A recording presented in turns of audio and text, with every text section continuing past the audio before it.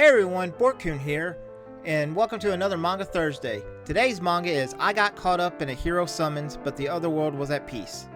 Story by Todai, art by Jiro Hyun, and character design by Ocharu. That's right folks, it's another long-titled manga. And you know, if it's got a longer title, it means it's good. So, this book is an adaptation of a light novel of the same name. And, it's published by 7 Seas Entertainment.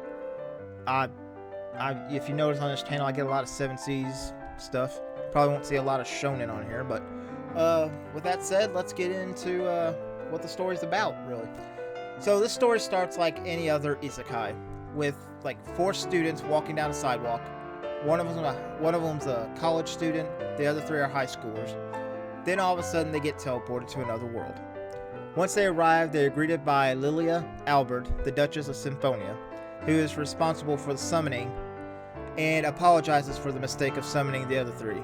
You see, she was only supposed to bring in the one who was chosen to be the hero of the celebration of it's a festival that they have to celebrate the signing of the treaty for the 3 realms.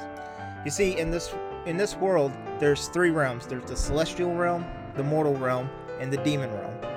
And long ago, a hero defeated a demon king, and he knew that, or she, I should say, she knew that peace probably wouldn't have stayed if she just left.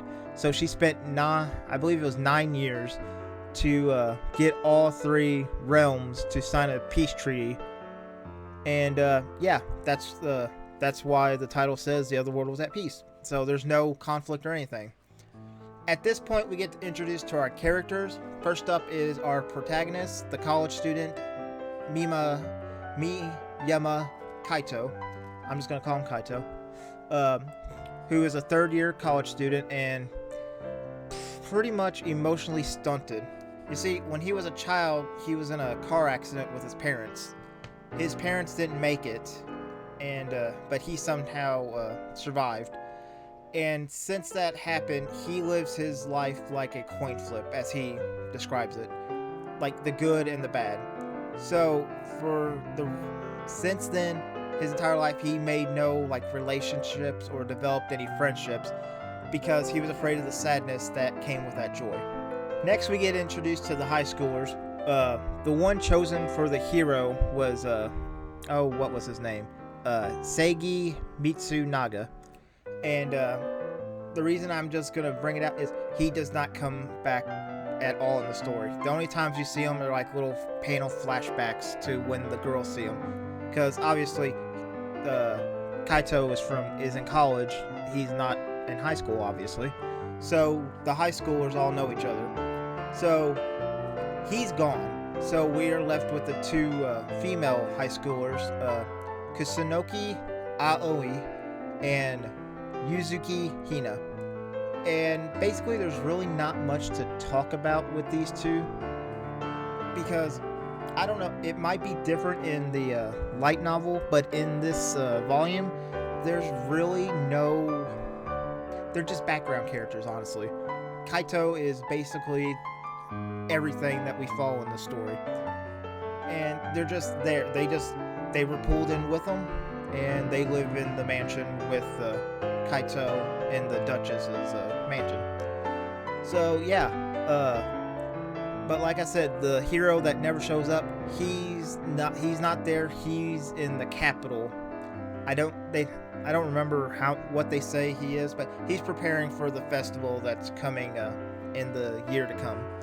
With all that said, it's revealed that they have to wait 1 year to go back home because the complexity of the spell.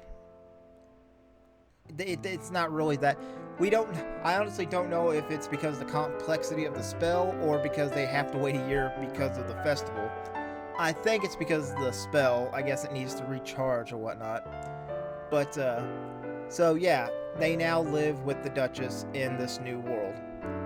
And, here we, after they talk and whatnot, Kaito and one of the maids go out to town because they don't have any men's clothes in the manor because only the Duchess lives there.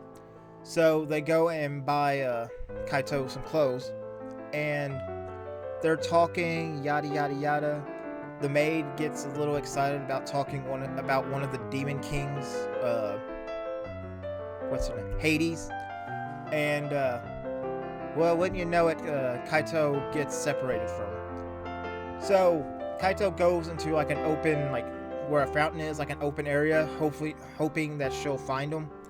At which point he catches the eye of Crowmana, Crow for short, as she likes to be called. And she can already tell that Kaito is from another world because of the magic aura he's giving off. They talk. Crow offers him a sweet, and then gives him a little magical, like, I don't know, like magical compass. I don't know. It looked like a necklace.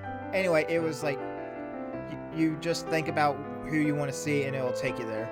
So she gives it to him. They part ways, and well, that's the start of a beautiful friendship because Crow is one of the best characters in this story. She's fun. She's adorable. Can't say enough good things about her. So later on, like the next chapter, Crow keeps visiting Kaito in the mansion. And I say visiting, she's technically breaking in. Because we find out that Crow is a demon. Well, we don't find out, we already know. She's a demon. And a very powerful demon. And I'm not going to tell you too much details about her because I want you to read it. But she's a high-ranking demon. In this world, people can learn magic, like humans can learn magic, but it's very difficult for them. Well, Crow sees like one of the startup manuals that Kaito has because since he's there, he was like, well, might as well learn some magic. And she reveals to him that this is not really a great way to learn how to magic. So basically she becomes his teacher and gives him her own little instruction book that she drew like with crayons and stuff. It's adorable. And yeah, she starts teaching him magic. Later on in the story, see, I'm skipping. There's some stuff going on, but I'm just skipping through. I don't want to tell you everything because I want you to read the story. But later, she invites Kaito to a barbecue, and he gets to meet some of her friends. And it's funny because it's kind of like hinting like what's probably going to happen at the end of the story. Because Kaito meets a Japanese woman who was thanks with the help of Crow, was turned into a demon, so that she could stay. Because she was one of the former like other worlders, but she decided to stay instead of going back home. And it's not told directly, but I'm just going to assume that she's the original hero, and that she just decided not to go back home. But they don't start up and say it. They say that, well, I say that. She changes her name, so it's not a Japanese name. So, who knows? It might just be somebody else completely. So, in this world, you can go and have blessings given to you by the gods. Because, like I said, now, like, since the treaty is in, like, all the realms are, like, at peace and friends. So, you can go to a temple and get a blessing from a god. That's when we get introduced to Shallow Vanal. And she's a friend of Crow, and Crow asks her to give Kaito a blessing. Well, when they first meet, Shallow Vanal, I'm just going to call her Shallow. She's kind of like one of those emotionless, I was going to say people, but she's not people. But she's like, she doesn't show any emotion. She has no like desires or anything. She's kind of just like she's like bleh. But while talking to Kaito, she gives him the blessing of a lesser god because Crow asked. But after talking to him, and she offers him, like, because she's like, it's kind of like testing him, but she's like offers him like anything he desires. And when he tells her, no, you can't give me what I want.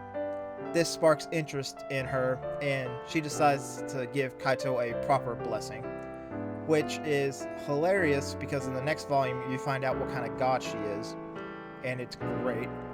No spoilers, I'm not gonna tell you. But yeah, this is basically a isekai.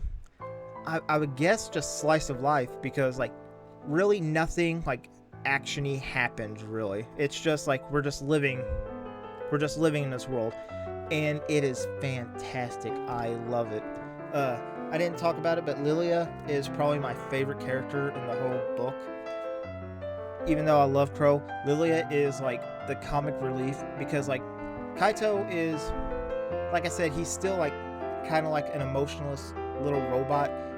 He does show like emotions like a person, but he is still like really calm and whatnot. And Lilia is like all the stuff that she gets dragged with because of Kaito. She's just like way over her head, and she has good comic relief moments. But yeah, that's the story. I mean, I'm trying not to tell you too much because I don't want you to. I want you to buy it because it's a really good story. It's got 3 volumes out already, so if you want, you can get all 3 of them. Usually, I say that if it's adapted from a light novel, but this story is actually very like it's very solid. I mean, if I didn't know it was from a light novel, I would say this is just a normal manga, because like it has like a beginning and it has a solid ending. It doesn't feel like it's missing like stories. Like when I read the Ideal Sponger Life, I have to have like 3 volumes of it to be like filled with the story. But yeah, this I got caught up in a hero summons, but the other world was at peace. Yeah, that's a mouthful. Pick it up. I'm gonna put a link in the description to get physical or digital. I can't wait to read more. I might do the volume 2 on another series I'm thinking of doing called Ongoing, just like to keep up with the stories. But yeah, thanks for watching. Leave a like and subscribe. Leave a comment. Let me know if you made it if you made it all the way to the end. Put in let's see, chocolate bunny in the comments so I know that you watched it all the way to the end. Bort-kun signing off. Bye.